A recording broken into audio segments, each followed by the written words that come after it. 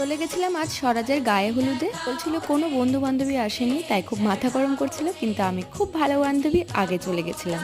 বাঙালিদের গায়ে হলুদ কিভাবে হয় সেটা তো অনেকবার দেখেছি, আজ দেখবো বিহারিদের মধ্যে গায়ে হলুদ কেমন করে হয়। গিয়ে নিয়ে দেখলাম অনেক রিচুয়ালসই কিন্তু প্রায় এক ধরনের। কিছু একটা রিচুয়ালস ছিল, সেটা করে নেওয়ার পরে একে একে সবাই ছবি তুলে নিল, কারণ তারপরে ছবি তোলা কিছুতেই হবে না। আর এখানে আমরা উলুধ্বনি দিচ্ছি, উলুধ্বনি দিতে আমরা সব থেকে আগে। এরপরে স্বরাজের বাড়ির লোকেরা ওকে আগে হলুদ লাগিয়ে দিচ্ছিল, এবার হচ্ছে আমাদের পালা। এমন হলুদ মাখানো হয়েছে যে বেচারা বলেই দিয়েছে ওকে নাকি হলুদ দিয়ে ম্যারিনেট করা হয়েছে।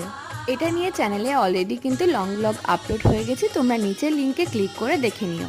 এরপরে আমরা মাঠে গেছিলাম ফটোশুটের জন্য, আর এখানে ঘন্টুপুরির কমলা লেবু সবাই মিলে আমরা খেয়েছি। অনেকটা লেট হয়ে গেছিল, তাই চলে গেছিলাম আমরা খাওয়া দাওয়ার ওখানে। গরম গরম বেগনির সাথে করলাম খাওয়া দাওয়া কমপ্লিট। ভিডিওটা কেমন লাগলো অবশ্যই জানিও।